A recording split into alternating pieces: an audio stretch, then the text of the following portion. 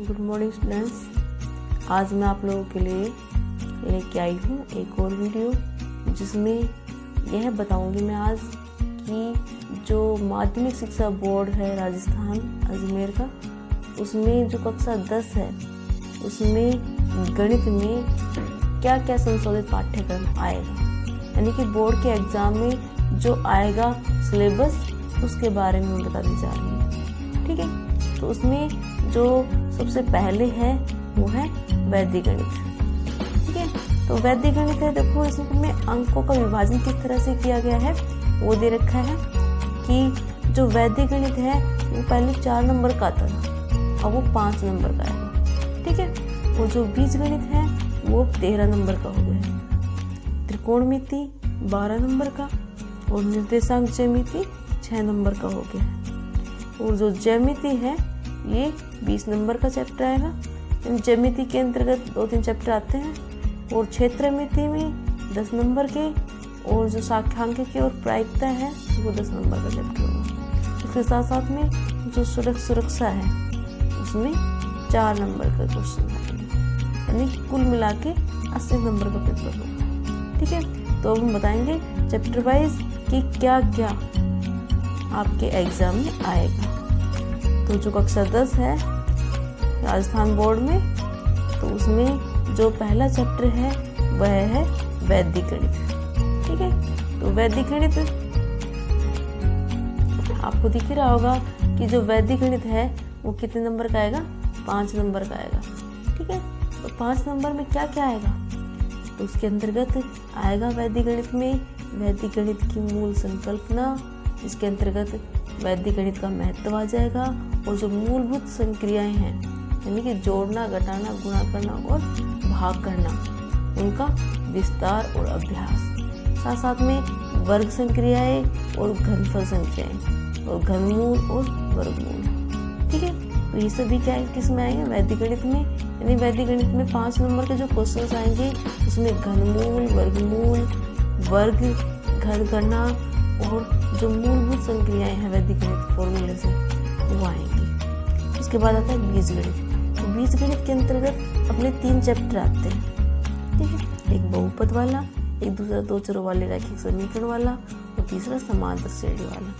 ठीक है, तो जो बहुपद है इसके अंदर एलसीएम एचसीएफ वाला भाग हटा दिया है। तो क्या आएगा एग्जाम में बहुपद में, बहुपद में आएगा बहुपद के शून्य, द्विघाती बहुपद के शून्य को तथा उनके गुणकों में संबंध, गुणांकों जो गुणांक मिलते हैं उनमें और शून्यकों में जो संबंध है वो, और द्विघात समीकरण है उसका मानक रूप, और द्विघात समीकरण को हल करना, विविक्तिकर ज्ञात करना, और विविक्तिकर ज्ञात करके उससे हम मूलों की प्रकृति कैसे निकालते हैं, प्रकृति ज्ञात करते हैं ना, मूल कैसे होंगे वह ज्ञात करना। ठीक है, तो उसके बाद जो अपना 2 चरों वाला रैखिक समीकरण है, इसमें क्या आएगा, 2 चरों वाले रैखिक समीकरण में 2 चरों वाले रैखिक समीकरण युग्म एवं असंगतता, यानी कि उसमें हम देखेंगे उनके गुणांक होंगे। तो 2 चरों वाले रैखिक समीकरण उसमें A1, A2, B1, B2, C1, C2 उनके अनुपात किस तरह से हैं, उससे हम उनकी असंगतता का पता लगाते हैं। ठीक है, साथ में है रैखिक समीकरण युग्म का आलेखीय हल एवं उसकी विभिन्न संभावनाएं, यानी कि हमारे पास जो ग्राफ आएगा वो इसी चैप्टर में से आएगा। रैखिक समीकरण युग्मों का आलेख विधि द्वारा हल करना, और जो आलेख बनेगा वो कौन सी संभावना है, विभिन्न संभावनाएं, यानी कि जो रेखाएं होंगी वो एक दूसरे को प्रतिच्छेद करेगी, समांतर होंगी या संपाती होगी। ठीक है, इसके बाद है तीसरा समांतर श्रेणी। समांतर श्रेणी में केवल समांतर श्रेणी की पढ़ने की प्रेरणा और समांतर श्रेणी का nवां पद ज्ञात करना, बस यही आएगा। यानी कि जो 13 नंबर का क्वेश्चन है इसमें 6 नंबर का क्वेश्चन तो 2 चरों वाले रैखिक समीकरण में मिल जाता है, 6 नंबर का क्वेश्चन बहुपद में बन जाएगा, और जो 1 नंबर का है 2 नंबर का 5 नंबर का बहुपद में लगा सकते हैं, और 1 या 2 नंबर का समांतर श्रेणी से आएगा। ठीक है, इसके बाद आता है त्रिकोणमिति। त्रिकोणमिति में क्या आएगा, तो देखो त्रिकोणमिति में क्या दिया गया है, त्रिकोणमिति में त्रिकोणमितीय अनुपात, यानी कि एक समकोण त्रिभुज के न्यून कोण का त्रिकोणमितीय अनुपात और 0 degree, 30 degree, 60 degree, 45 degree, 90 degree के त्रिकोणमितीय अनुपातों की मान ज्ञात करना। ठीक है, इसमें दूसरा जो चैप्टर है इस त्रिकोणमिति के अंतर्गत आता है जो त्रिकोणमितीय सर्वसम्यिकाएं। इसमें जो पूरक कोणों से संबंधित सर्वसम्यिकाएं थी वो हटा दी गई है, इसलिए त्रिकोणमितीय सर्वसम्यिका में sin square theta plus cos square theta बराबर 1 इस तरह की दो सर्वसम्यिकाएं और हैं, एक कोसेक में, कोट में और एक टैन में। तो वे 3 सर्वसम्यिकाओं से संबंधित क्वेश्चन आएंगे। ठीक है, और जो तीसरा चैप्टर है इसमें त्रिकोणमिति में ऊंचाई दूरी से संबंधित, उसमें अवनमन कोण, ऊंचाई दूरी पर साधारण प्रश्न, यानी केवल साधारण प्रश्न दे रखे हैं। ठीक है, 30 डिग्री, 45 डिग्री, 60 डिग्री पर आधारित होंगे। इसके बाद त्रिकोणमिति है, इसे 12 नंबर का चैप्टर है, इसमें से 6 नंबर तो त्रिकोणमिति सर्वसम्यिकाओं में से आ जाएगा और शायद 3 नंबर ये कोण त्रिकोणमितीय अनुपात है, जो न्यून कोण ये कोण दे रखे हैं ना 0 डिग्री, 30 डिग्री, 45 डिग्री, 3 नंबर का क्वेश्चन इसमें मिल जाएगा और एक 3 नंबर का क्वेश्चन ऊंचाई और दूरी वाले चैप्टर में से मिल जाएगा। ठीक है, इसके बाद आता है अपने पास निर्देशांक ज्यामिति। निर्देशांक ज्यामिति 6 नंबर का चैप्टर दे रखा है। ये क्या आएगा, 6 नंबर के क्वेश्चन में हमारे पास निर्देशांक ज्यामिति में आएगा कि एक तल में कार्तीय निर्देशांक, एक तल है उसमें एक्स अक्ष खींचते हैं, वाई अक्ष खींचते हैं, मूल बिंदु क्या होते हैं उससे संबंधित, और उस तल में 2 बिंदुओं की मध्य दूरी ज्ञात करना, यानी कि दूरी का सूत्र। यानी कि इसमें 6 नंबर का इस तरह का क्वेश्चन मिलेगा जिसमें 3 बिंदु दे दिए, उससे त्रिभुज बनेगा, तो हमें बताना है कि त्रिभुज किस प्रकार का है। तो दूरियां हम तीनों भुजाएं ज्ञात करेंगे उस त्रिभुज की दूरी के सूत्र से, और फिर उसको बताएंगे वो त्रिभुज कैसे आकृति का, यानी समबाहु त्रिभुज है, समद्विबाहु त्रिभुज है, किस तरह का है, या फिर चतुर्भुज से संबंधित इस तरह का प्रश्न आ सकता है, जो कि 6 नंबर का क्वेश्चन आएगा। हो सकता है इसमें 3 नंबर के 2 क्वेश्चन भी बना सकते हैं। ठीक है, इसके बाद आता है ज्यामिति। ज्यामिति देखो हमारे पास है 20 नंबर का। ठीक है, तो जो 20 नंबर का है इसके अंतर्गत अपने पास ज्यामिति में 4 चैप्टर आते हैं।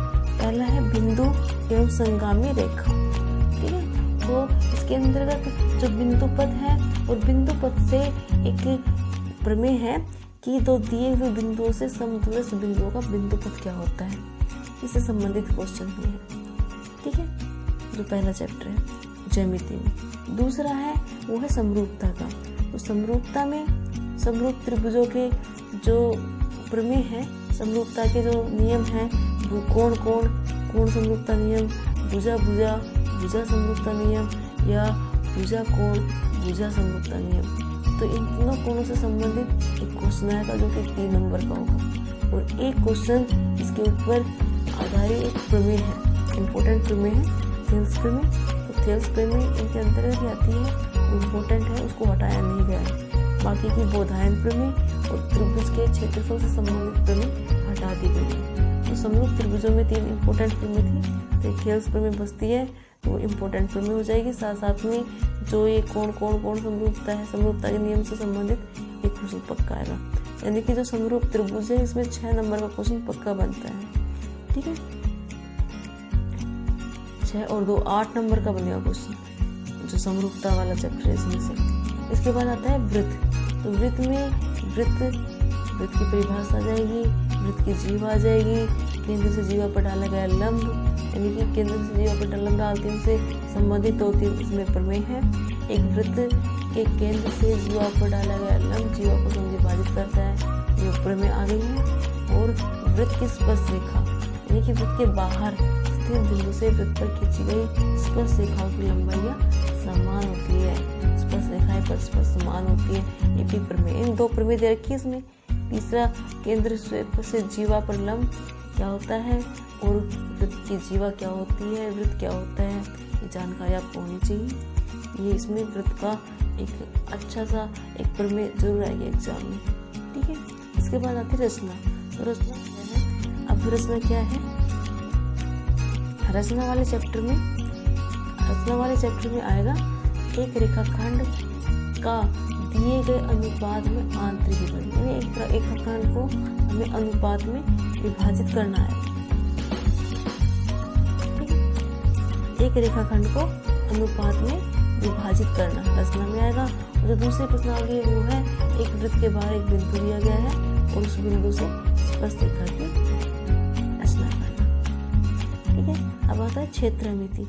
क्षेत्रमिति में क्षेत्रफल वृत्त के अंतर्गत त्रिज्याखंड का क्षेत्रफल और वृत्तखंड का क्षेत्रफल हटा दिया गया है, इसलिए समतल आकृतियों के क्षेत्रफल में केवल वृत्त की परिधि और उसके क्षेत्रफल से संबंधित क्वेश्चन आएंगे। और जो दूसरा है पृष्ठीय क्षेत्रफल और आयतन वाला चैप्टर, इसमें लंबवृत्तीय बेलन और गोले का पृष्ठीय क्षेत्रफल एवं आयतन, यानी कि बेलन और गोले इन दोनों का पृष्ठीय क्षेत्रफल और आयतन है से संबंधित प्रश्न आएंगे।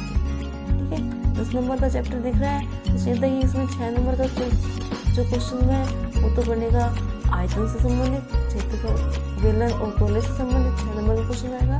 जो 4 नंबर का क्वेश्चन होगा वो समतल आकृतियों का क्षेत्रफल यानी वृत्त और उसकी परिधि और क्षेत्रफल से संबंधित होगा। ठीक है, इसके बाद है साख्यांकिकी। हाँ तो बच्चों ये साख्यांकिकी है और जो प्रायिकता है ये है 10 नंबर का। जो साख्यांकिकी है इसमें जो बहुलक है वो हटा दिया गया है, यानी कि अब अवर्गीकृत एवं वर्गीकृत आंकड़ों का माध्य ज्ञात करना होगा। ठीक है, ये 6 नंबर का क्वेश्चन आएगा बोर्ड के एग्जाम में। इसके बाद है प्रायिकता, यादृच्छिक प्रयोग एवं उसकी घटनाएं और प्रायिकता की गणितीय परिभाषा, एक घटना पर आधारित साधारण प्रश्न, इससे संबंधित 4 नंबर के क्वेश्चन आएंगे प्रायिकता से। तो 6 और 4 10 नंबर का चैप्टर हो जाता है। इसके बाद आता है सड़क सुरक्षा।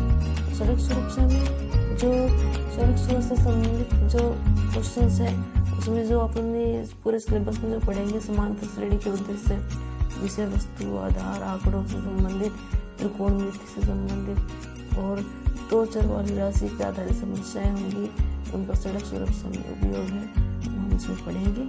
सड़क सुरक्षा वो कितने नंबर का होगा? 4 नंबर का। तो बच्चों आप लोगों को ये वीडियो कैसा लगा? अगर पसंद आया तो वीडियो को लाइक जरूर करें और जो जिस हिसाब से अपने को सिलेबस दिया गया है इसी हिसाब से अपन क्या करेंगे, अपने एग्जाम की तैयारी करेंगे। तो नेक्स्ट वीडियो में हम स्टार्ट से शुरू करेंगे वैदिक गणित से, इसलिए अधिक से अधिक अगर आप लोगों ने मेरे चैनल को सब्सक्राइब नहीं किया है तो चैनल को सब्सक्राइब करें